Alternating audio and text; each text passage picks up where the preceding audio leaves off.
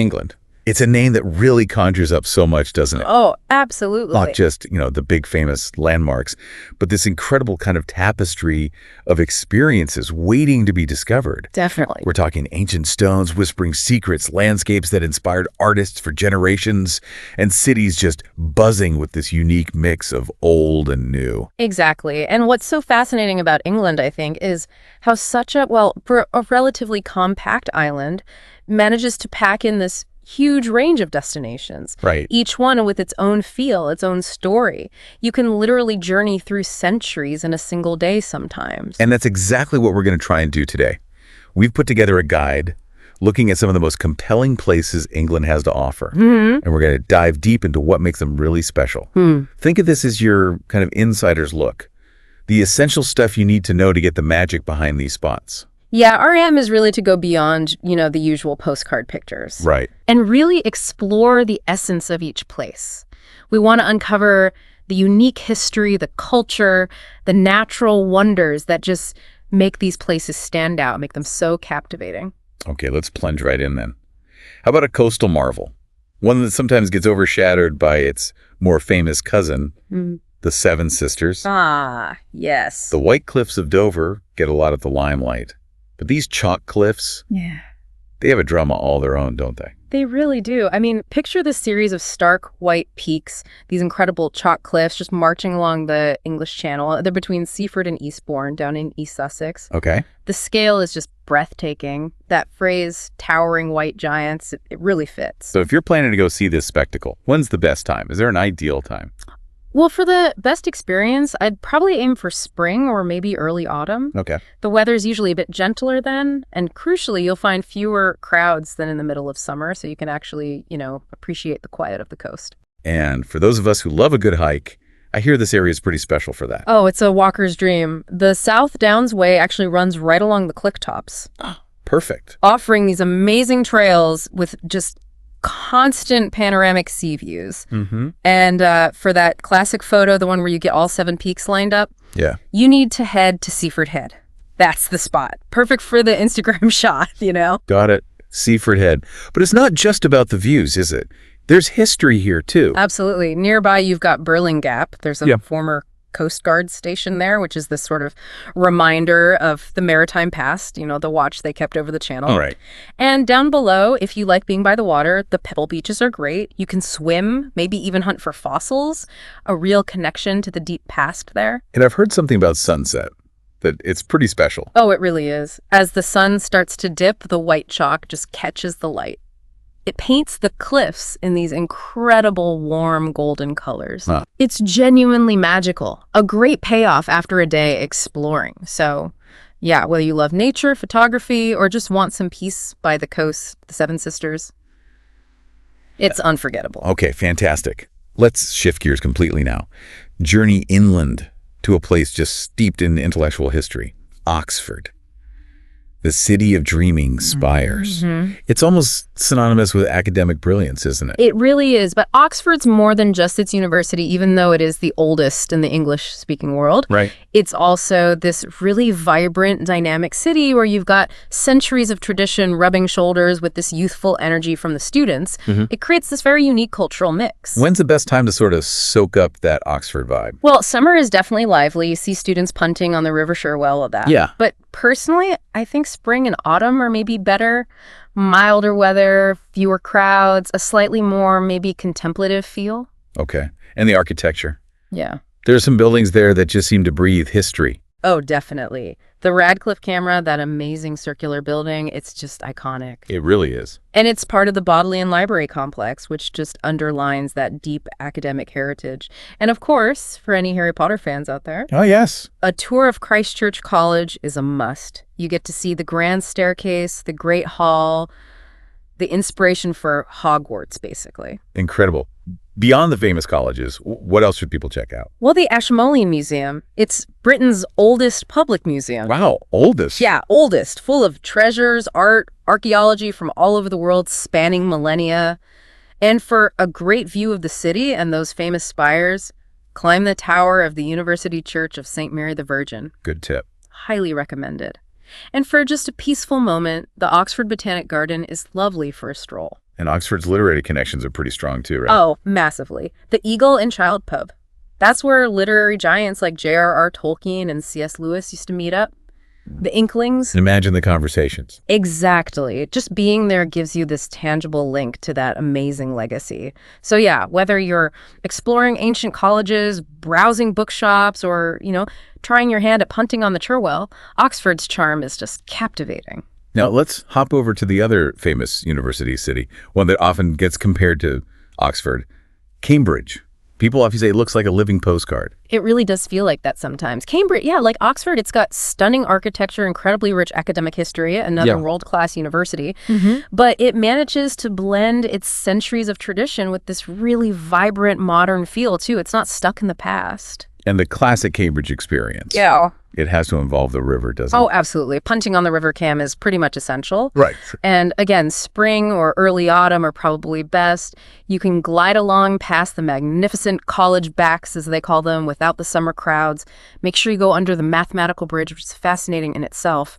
And the Bridge of Sighs, very romantic name. Are there any specific buildings that are just unmissable in Cambridge? King's College Chapel. It's just, wow, an absolute masterpiece of perpendicular Gothic architecture.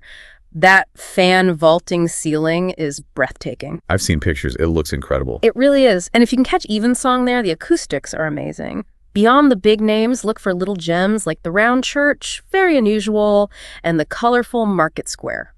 Always buzzing. And if your interests lie beyond just the colleges?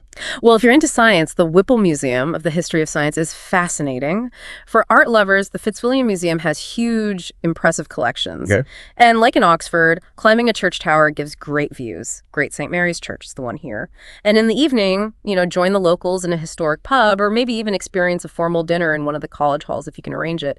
Cambridge really offers this incredible journey into England's academic heartland. Beauty and brains all rolled into one. Let's journey now to a city with a really deep Roman past, Bath. It's kind of mind-blowing to think its story goes back nearly 2,000 years. It is amazing, isn't it? Nearly 2 millennia ago, the Romans found these natural thermal springs and built this incredible spa complex. Right. And today, Bath is a UNESCO World Heritage Site. It's this place where history and that lovely Georgian elegance just intertwine beautifully. It showcases its Roman roots right alongside stunning 18th century architecture, plus a bit of modern luxury, too.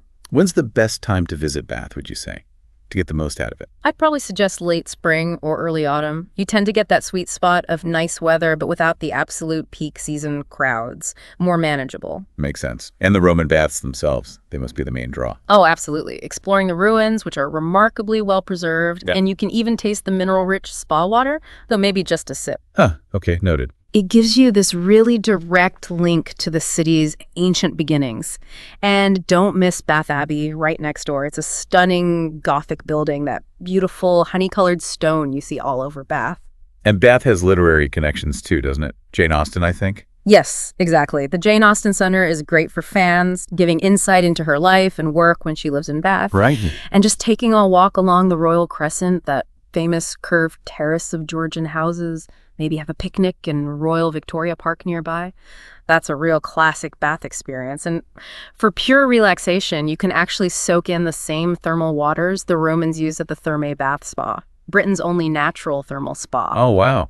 Using the same ancient springs. Yeah, pretty cool, huh? Highly recommended for unwinding. And isn't there a bridge in Bath that's a bit unusual? Yes, Pulteney Bridge. It's quite special because it's one of only a few bridges in the world that has shops built right across its full span. Oh, right. Like the Ponte Vecchio in Florence. Exactly like that. Creates this really charming, bustling atmosphere. So yeah, whether you're into history, architecture, Jane Austen, or just relaxing, Bath's got this timeless appeal. A really lovely English escape. Okay, now for something completely different, let's head north, way north, to this incredible monument to Roman power, Hadrian's Wall. It's almost hard to believe it's been standing for nearly 2,000 years. It is truly awe-inspiring. Hadrian's Wall, another UNESCO site, of course. It's just this powerful reminder of Roman Britain stretching 73 miles across the landscape up there. 73 miles? Yeah, quite something. It offers this amazing mix of history and really raw natural beauty. You can literally walk on the stones laid by Roman soldiers. So what's the best way to really experience it? Is it all about hiking? Hiking is definitely a major draw, walking along a path that follows the wall. It's an incredible journey. Every step gives you these stunning views of rolling hills, rugged moorland. Sounds amazing. And along the way, you can explore these remarkably well-preserved Roman forts. Housesteads is probably the most famous, and Vindolanda too. They're still doing archaeological digs at Vindolanda, constantly finding new things. Wow, still digging? Yep. And the Roman Army Museum nearby has great interactive exhibits that really bring the whole story of the legions stationed there to life. So it sounds like it appeals to history buffs, obviously, but also people who just love being outdoors. Absolutely. You can tackle really challenging stretches of the path if you're a serious hiker, or you can just do shorter, gentler walks between forts. There's also Hadrian Cycleway if you prefer two wheels. Okay. And interestingly, the area is also part of Europe's largest dark sky park. Oh, really? Yeah, so the starbazing on a clear night is supposed to be phenomenal. Minimal light pollution. So whether you want a tough trek or just a quiet connection with Roman history and amazing landscapes, Hadrian's Wall is unforgettable. Let's journey south again, back into Yorkshire, to York, a city that often feels like you've stepped straight into a history book. It really does feel like that. York is like a living time capsule. You've got medieval charm right alongside modern life. It was founded by the Romans, then became a major Viking city, so it's just layered with history. Wow. And the whole city has this incredibly captivating atmosphere. Dominating everything, of course, is York Minster, one of the most spectacular Gothic cathedrals in Europe. Just magnificent. And you have to mention the Shambles. That street looks like it's straight out of a fairy tale. Oh, the Shambles is an absolute must. Wandering down that narrow street with the timber-framed buildings leaning in towards each other. Yeah. Many of them are shops and cafes now. It's just a pure York experience. And for a really immersive history hit, the Jorvik Viking Center is brilliant. It recreates 10th century Viking York sights, sounds, even smells. Even smells, okay. Apparently so. And if you like things a bit spooky, York is famous for its ghost tours. Lots of haunted alleyways and stories. Right, I've heard about those. Beyond the medieval and Viking stuff, what else is there to see? Well, for train fans, the National Railway Museum is fantastic. Huge collection of locomotives, royal carriages, all sorts. Cool. And for great views of the city, definitely walk along the medieval city walls. They're incredibly well preserved, and you get wonderful panoramic perspectives. So, yeah, from its Roman roots to its Viking past and beyond, York offers this truly enchanting journey through time. Now, for a total change of vibe, let's head down to the south coast, to Brighton. Sounds like a place with a really cool, maybe bohemian kind of energy. It definitely has that reputation. If you're looking for a seaside escape that's got real character and vibrancy, Brighton's the place. It's been popular since the 18th century, actually. Oh, how long? Yeah, but it has this modern, eclectic mix of beach life, quirky independent shops, a big art scene. Gives it a very distinctive feel. And the pier, Brighton Palace Pier, is pretty iconic, isn't it? It absolutely is. Taking a stroll along the pier with all the traditional seaside fun fair stuff alongside newer things, that's classic Brighton. For amazing views, you can go up the British Airways I-360, that tall, thin viewing tower. Gives you incredible panoramas of the city and the sea. And then there's the Royal Pavilion. Oh, yeah. That looks wild. It really is. Completely unexpected. This sort of extravagant Indian and Chinese-inspired palace right in the middle of an English seaside town. Definitely a must-see. And where do you go to really get that Brighton creative buzz? You head straight for the North Lane. That area is the city's creative heartland. It's packed with independent boutiques, amazing street art, cool cafes, just a great place to wander. Sounds fun. And of course, you've got the famous Pebble Beaches for relaxing or maybe trying some water sports. And Brighton's known for its legendary music scene, and it's very lively, very inclusive, LGBTQ plus friendly nightlife as well. It really comes alive after dark. Okay, moving from the lively coast to something much, much older and more mysterious. Stonehenge. It just boggles the mind how they built it back then. It absolutely does. It's one of those places that genuinely makes you think. How did ancient people, without any modern tech, manage to quarry, transport, and erect these massive stones with such precision? It's still one of archaeology's biggest puzzles. Right. Stonehenge just continues to fascinate everyone who visits. Seeing those huge sarsen stones, some weighing over 20 tons, it's properly awe-inspiring. What's it like visiting today? What can you expect? Well, you walk around the stone circle, obviously, trying to imagine the rituals, the purpose behind it all. It feels like a powerful connection to our Neolithic ancestors. And the visitor center is excellent now, really state-of-the-art. It provides great context with immersive displays, archaeological finds, helps piece together some of the story. They've also reconstructed some Neolithic houses, which gives you a real glimpse into how the builders might have lived. Is there a particularly special time to go? I've heard about the solstices. Yes, visiting during the summer or winter solstice is definitely unique. That's when the monument aligns perfectly with the rising or setting sun. It really highlights the astronomical knowledge they must have had. So whether you're drawn by the astronomy, the sheer engineering challenge, or just that undeniable spiritual feeling, Stonehenge is this profound link to Britain's incredibly ancient past, a powerful symbol. Let's journey now to a city that pulses with music. Liverpool.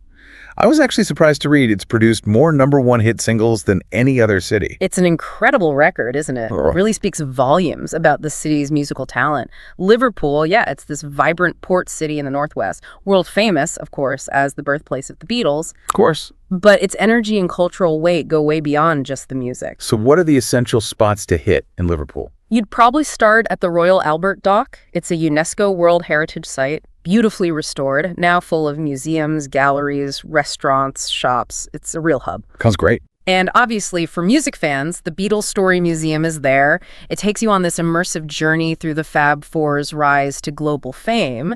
But for broader culture, check out the Walker Art Gallery, which has a fantastic collection.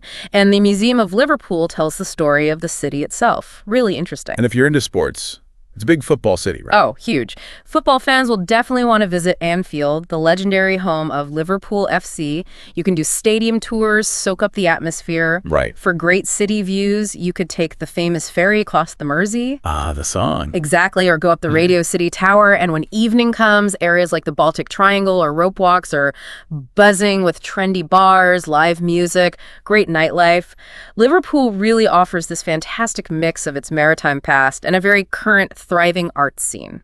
Okay, now let's picture something completely different. Rolling green hills, honey-colored stone villages. We must be heading to the Cotswolds. That's the picture, exactly. The Cotswolds.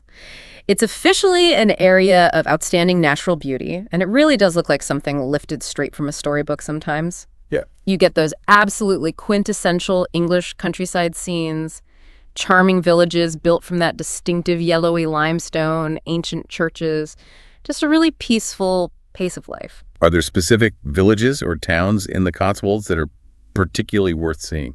Oh, exploring the market towns is a must. Places like Bourton-on-the-Water, they call it the Venice of the Cotswolds because the river Windrush runs right through it with little stone bridges. Oh, lovely. Very picturesque. For garden lovers, Hidcote Manor Garden is absolutely stunning. It's a series of linked outdoor rooms, beautifully designed.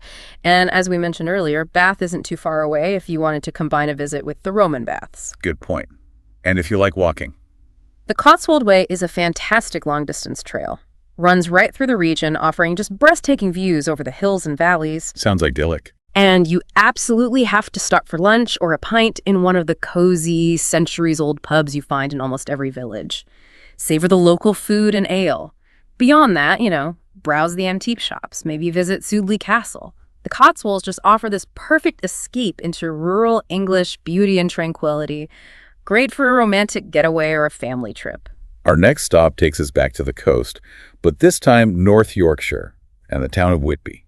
Sounds like a place where history, literature, and dramatic scenery really come together. It absolutely does. Whitby is a coastal gem, but it has this really unique atmosphere. It kind of blends Gothic mystery with that traditional seaside town feel. Gothic mystery, because of Dracula. Exactly. It's famously linked to Bram Stoker's Dracula. Yeah. And when you see the dramatic ruins of Whitby Abbey looming on the cliff high above the town, well, you can see why it inspired him. It's hauntingly beautiful. So what's the best way to get a feel for Whitby? Definitely just wander through the old town's narrow, winding cobblestone streets. They slope down towards the harbor.